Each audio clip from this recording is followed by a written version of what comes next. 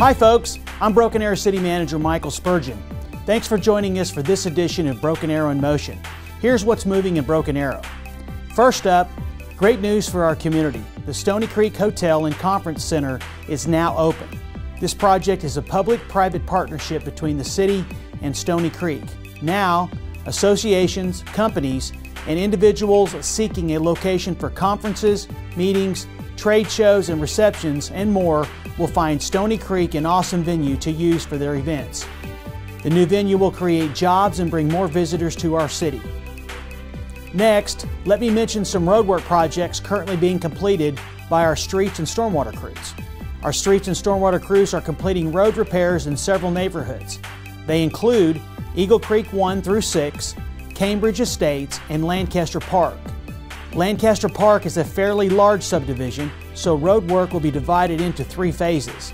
Phase 1 will focus on the most southern part of the subdivision. Phase 2 and Phase 3 are scheduled to start in the early part of 2018. I would also like to point out that some of the streets in the Rose District are getting much needed repaving. Work on Commercial Street is completed and crews are now working on Dallas from Ash to First. El Paso and Fort Worth Streets from Main to First will also be addressed. Weather permitting, we expect construction to wrap up sometime around Thanksgiving. The road closures will be temporary and only affect the portions of the street being worked on. We sincerely apologize for the inconvenience during the construction and want to mention that the Rose District is still open for business during the construction. With regards to Parks and Recreation, we are pleased to report the Rose West Dog Park is under construction. City officials held the groundbreaking ceremony on October 10th, and several residents brought their dogs, who I like to refer to as our furry friends and family members, out to the celebration.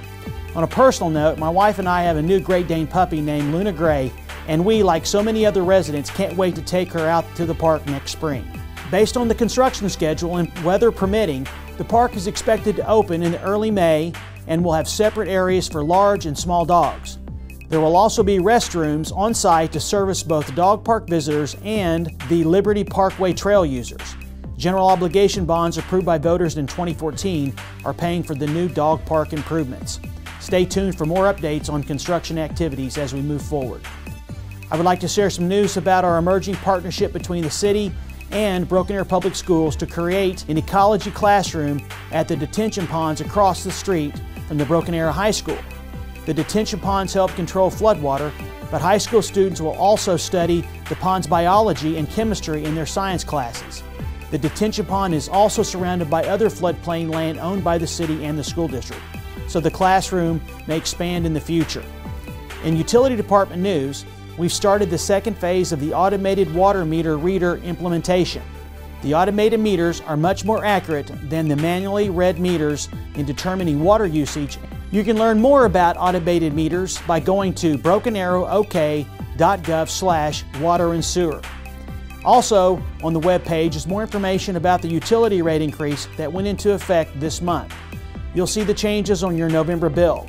A typical residential customer in the city limits that uses 7,000 gallons of water per month will see their water bill increase by approximately $3.75.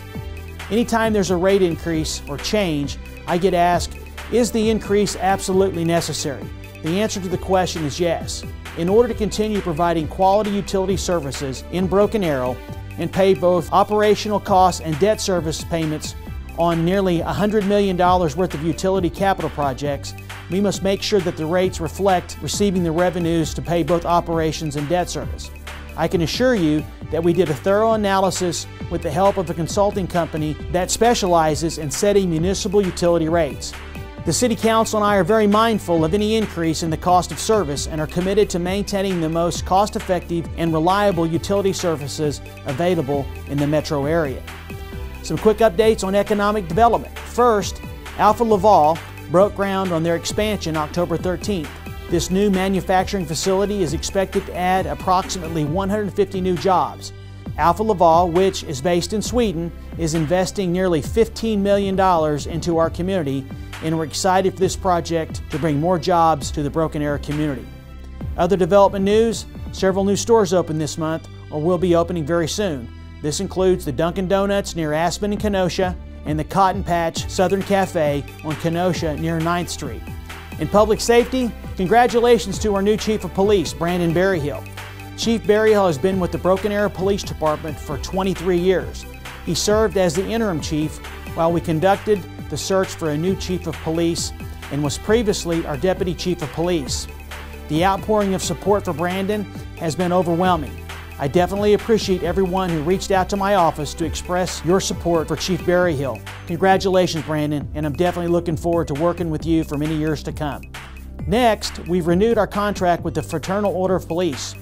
Each year we go into negotiations with the police union. We'd like to thank representatives from the union for another successful negotiating session, and we look forward to another great year of working together for the betterment of the department and the community. Congratulations also go out to General Services Director Lee Zirk for his promotion to Senior Master Sergeant in the Oklahoma Air National Guard. Lee started his military career in the Air Force in 1979 and served in the Oklahoma Army National Guard before transferring to the Air Division. Lee has worked for the city for nearly 29 years. Congratulations, Lee, and we thank you for your service to our country. And finally, your feedback is needed. We'll be asking voters to approve projects in late 2018 for general obligation bonds. We have some ideas, but we want to hear what projects you believe are important as it relates to roads, public safety, parks, and more. Go to brokenarrowsurvey.com to tell us what the future of Broken Arrow should look like. One survey per household, and the survey will close on November 10th. Wow, is there a lot happening in our city or what? It's awesome, folks. It was a busy month in our city, and that's it for this edition of Broken Arrow in Motion. Thanks for joining us. The next segment of Broken Arrow in Motion will be out around Thanksgiving. Until then, take care, and I certainly hope to have the opportunity to see you around town.